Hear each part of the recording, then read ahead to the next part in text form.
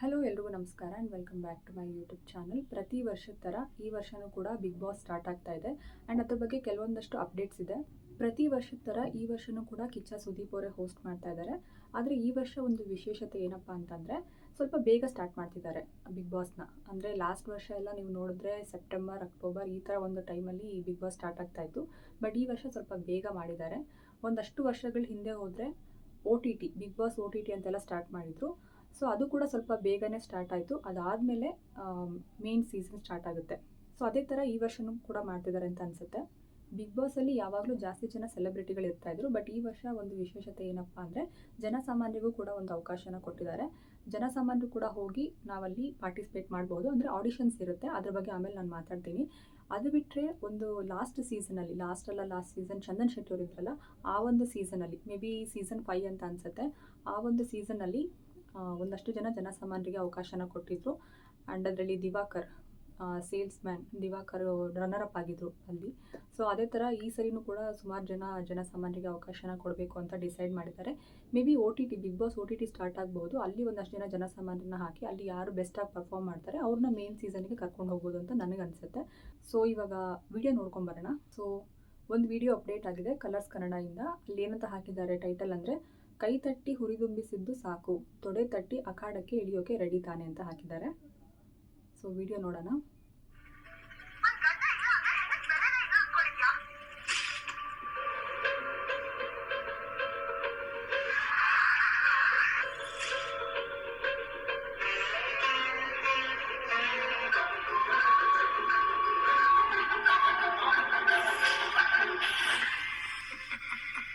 ನಮಸ್ತೆ ಕರ್ನಾಟಕ. ಹೇಗಿದ್ದೀರಾ? ಅವಕಾಶ ಸಿಗದಿರೋ ಆಸೆಗಳಿಗೆ ಅರ್ಥನೇ ಇರೋದಿಲ್ಲ.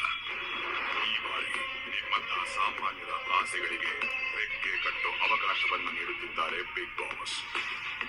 ಕೈ ತಟ್ಟಿ ಪ್ರೋತ್ಸಾಹ ನೀಡಿದ್ದು ಸಾಕು, ತೊಡೆ ತಟ್ಟಿ ಅಖಾಡಕ್ಕೆ ಇಳಿಯೋದಕ್ಕೆ ಸಿದ್ಧರಾಗಿದ್ದೀರಾ? ನಿಮಗೆ ಬಿಗ್ ಬಾಸ್ ಮನೆಗೆ ಸ್ವಾಗತ. ನೀವ್ಯಾಕೆ ಬಿಗ್ ಬಾಸ್ ಮನೆಯಲ್ಲಿರ್ಬೇಕು ಅನ್ನೋದನ್ನ 3 ನಿಮಿಷದ ವಿಡಿಯೋವನ್ನ ಮಾಡಿ ನಿಮ್ಮ ವಿವರಣೆಯೊಂದಿಗೆ colorskannada.geostar.com ನಲ್ಲಿ ಅಪ್ಲೋಡ್ ಮಾಡಿ ಬಿಗ್ ಬಾಸ್ ಆಡಿಷನ್ ನಲ್ಲಿ ಭಾಗವಹಿಸಿ. ಸೊ ಆ ವಿಡಿಯೋದಲ್ಲೇ ಹೇಳ್ತಾರೆ ಜನಸಾಮಾನ್ಯರು ಹೇಗೆ ಪಾರ್ಟಿಸಿಪೇಟ್ ಮಾಡಬಹುದು ಅನ್ನೋದನ್ನು ಆ ವಿಡಿಯೋದಲ್ಲೇ ಅಪ್ಡೇಟ್ ಮಾಡಿದ್ದಾರೆ. ಸೊ ಆ ವಿಡಿಯೋದಲ್ಲಿ ಏನಂತ ಹೇಳಿದ್ದಾರೆ ಅಂದರೆ, ನೀವು ಯಾಕೆ ಬಿಗ್ ಬಾಸ್ ಮನೆಗೆ ಹೋಗಬೇಕು ಅದನ್ನು ಒಂದು 3 ನಿಮಿಷದ ವಿಡಿಯೋ ಮಾಡಿ ನೀವು colorskannada.geostar.com ಅಲ್ಲಿ ಅಪ್ಲೋಡ್ ಮಾಡಬೇಕು. ಸೊ ನೀವು ಸೆಲೆಕ್ಟ್ ಆದರೆ ಆಡಿಷನ್ಸ್ಗೆ ಕರೀತಾರೆ. ಆಡಿಷನಲ್ಲಿ ಸೆಲೆಕ್ಟ್ ಆದರೆ ಡೈರೆಕ್ಟಾಗಿ ನಿಮಗೆ ಅವಕಾಶನ ಕೊಡ್ತಾರೆ ಅಂತ ಅವ್ರು ಹೇಳಿದ್ದಾರೆ. ಸೊ ನಿಮ್ಗೆ ಯಾರಿಗಾದ್ರೂ ಇಂಟ್ರೆಸ್ಟ್ ಇದ್ದರೆ ಹೋಗಿ ಪಾರ್ಟಿಸಿಪೇಟ್ ಮಾಡಿ.